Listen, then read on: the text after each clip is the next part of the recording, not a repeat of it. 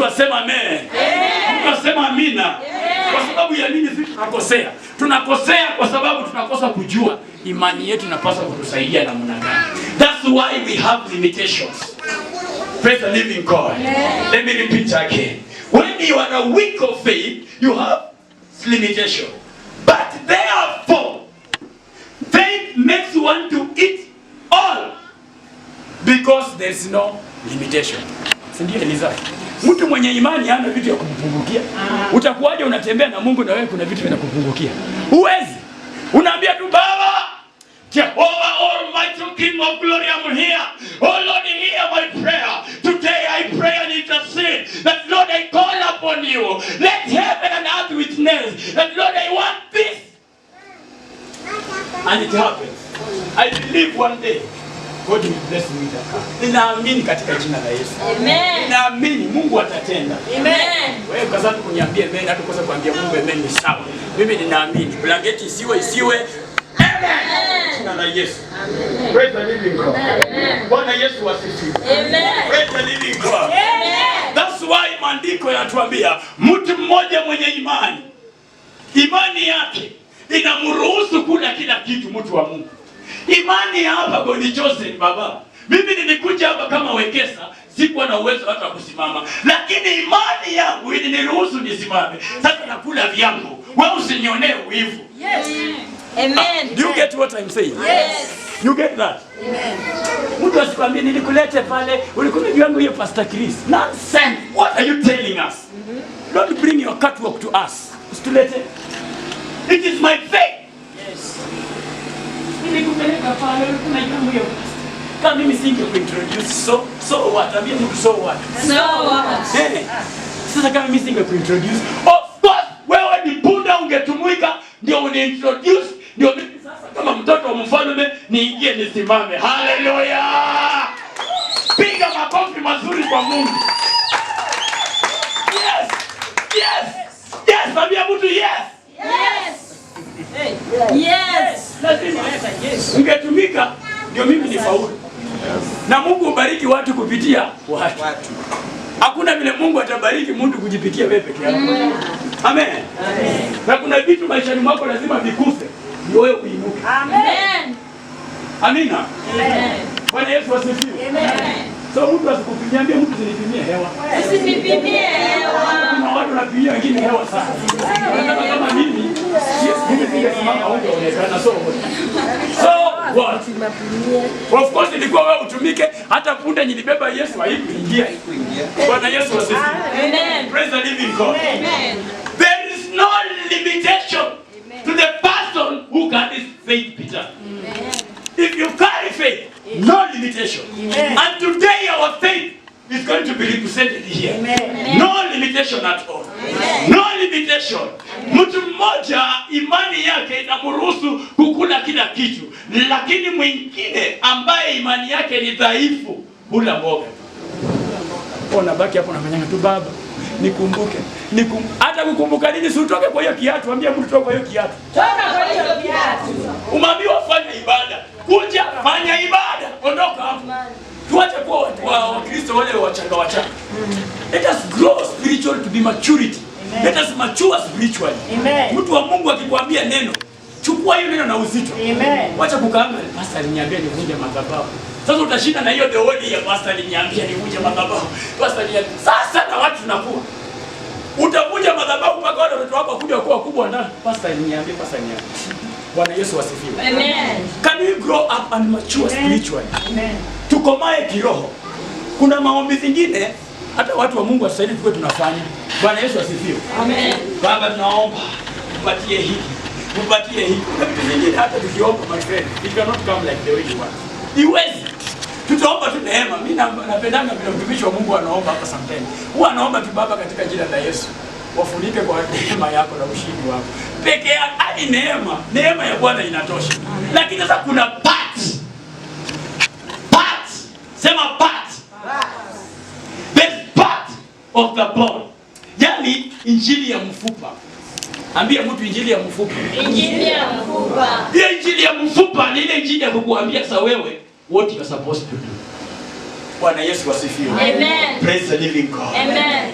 Mtu mmoja mwenye imani inamruhusu kule kila kitu, lakini mwingine mwenye imani dhaifu, yeye anakula tu mboga. Bwana Yesu asifiwe sana. Amen. Praise the living God. Amen. Maboga ni ile sijui misheveve. Bwana Yesu asifiwe. Amen. Maboga ile misheveve. Na mimi nakwambia maboga si vitu vizuri. Na niliwaambia watumishi wa Mungu wakulangi hizo vitu matakataka hivyo. Hakuna. Ukiwapa mtu wa Mungu na raruanga na mitura. Wewe rarua. Na tumekataza tusikule nyama ambazo zimesiagwa na damu. Lazima tuwe kanisa, ni kanisa la kiunabii, ni kanisa la kiroho na ninaamini katika uponyaji na ukombozi. Bwana Yesu asifiwe sana. So vyakula lazima tujitenganishe nayo. Niliwaambia matumbo si atukuli. Na maandiko ukisoma katika kitabu cha Ezekieli 21:21 anasema kwamba mfalme wa Babiloni Nebukadneza akaonekana katika njia panda, akatikisa uchawi, akatazama katika ini. Ini inapatikana wapi? Ndani ya matumbo. Alichinja ndama. Mchinja ndama akang'oa matumbo ndani, akatazama ini. Ini inatumika katika uganga, maana ini ndio pambio la damu. Damu inatokana mahali pale. So anapokata na kutazama, kitu ya uganga inafanyika. Na hata waganga wengi wanahitaji wanyama, si kwa sababu ya kufanya nini. Hapo watume wanachukua tu mahindi na matumbo yao wanyama, wanafanya huko ushirikina wao. Wakati mmoja nilifanya kazi hapa Nairobi tu, niliona wapendwa fulani wakifungua nyumba, wakiingiza nyumba, wakachukua ile churu. Unajua churu? Churu ni ile mafi ya ng'ombe. Ile ya kwa tumbo ya ng'ombe. Wakaipiga kwa ukuta hivi kwa makona kona. Bwana Yesu asifiwe. Amen. Sasa mimi nikikwambia kuna vitu ambazo usahili kushirikiana nazo, achana nazo. Tunakuanga tayari tumeshaona maandiko na tumesoma na Roho Mtakatifu pia anapanga ametusaidia. Bwana Yesu asifiwe sana. So kuna vitu, if you are another right, wacha niseme mnafiki, jitenganishe nayo sana. Bwana Yesu asifiwe. Amen. Afadhali hata uione tu. Afadhali hata uione. Tumekuwa nyumbani na mama akatuambia mnapulanga nguruwe, tukamwambia hata hatuwezi. Hata hatuwezi, hata kama ni tamu namna gani. Bwana Yesu asifiwe. Amen. Praise the living God. Amen. But neno linatufunza, linatuambia mtu mmoja mwenye imani yake inamruhusu yeye kula kila kitu. Kila kitu ndio unaitisha.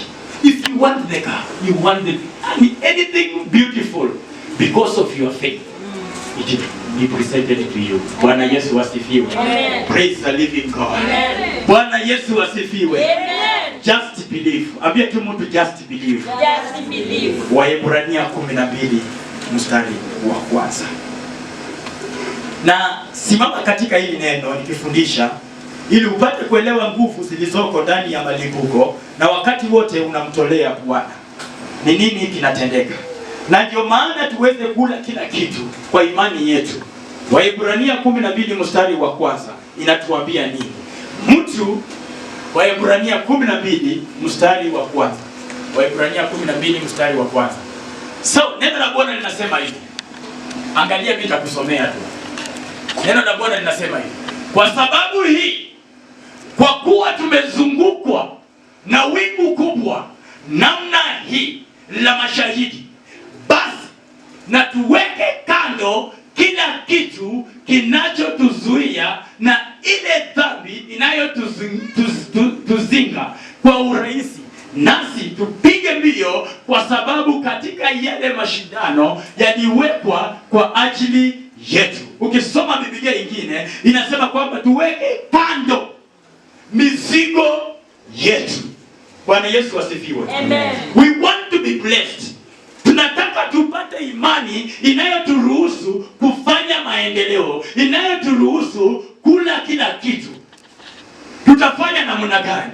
Biblia inatuambia hapa katika Waebrania. Paulo anahimiza Waebrania, anawaambia namna gani? Kwa sababu hii, kwa kuwa tumezungukwa na wingu kubwa na namna hii la mashahidi. Shetani ni shahidi wetu. Yeye usimama mahali pale ili kuzuia baraka zetu.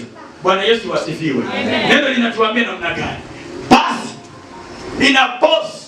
inasema basi na tuweke kando kila kitu kinachotuzuia. Bwana Yesu asifiwe. Amen. That put aside any bad character, any burden, mzigo wowote ambao utafanya siku ya leo usipokee baraka yako. Maana kuna kuna watu wanakuja kumtolea Mungu, lakini ndani ya mioyo zao wamejaa chuki na hasira na vitina. Wengine wamepiga mpaka na umaraya. Lakini mnaingia madhabahuni mwa Bwana, mnataka pia nyinyi mpokee. Na ndio Biblia inasema namna gani? Ndio turuhusiwe sisi tukule kila kitu. Vile Paulo anaambia kanisa la Warumi, Biblia Waebrania Paulo anawaambia kwamba ekeni kando kila kitu. Kile ambacho kitafanya nyinyi msije mkapata kula kila kitu. Tuweke kando. Bwana Yesu asifiwe sana. Amen. Maana tuwezi kuja kufanyia Mungu ibada na mioyo yetu imekasirika. Unaambia mtu imba, Mungu akupinga. Can you sing? Praise the Lord. Amen. Do this. Wewe watakaje? Bwana Yesu asifiwe. Amen. Praise the living God. Amen. Tunaambiwa kwamba put aside the sin and the burden. Omba kwanza moyo. Funguka moyo wako mbele za Bwana. Ambia Bwana, mimi ni mchafu. Nimekosea wenzangu. Bwana nisamehe. Ninapenda kutolea sadaka zangu zikubalike. Nguvu katika ibada ya malimbuko. Bwana Yesu asifiwe. Praise the living God. Amen. What you can write there, just write, put aside sin and burden.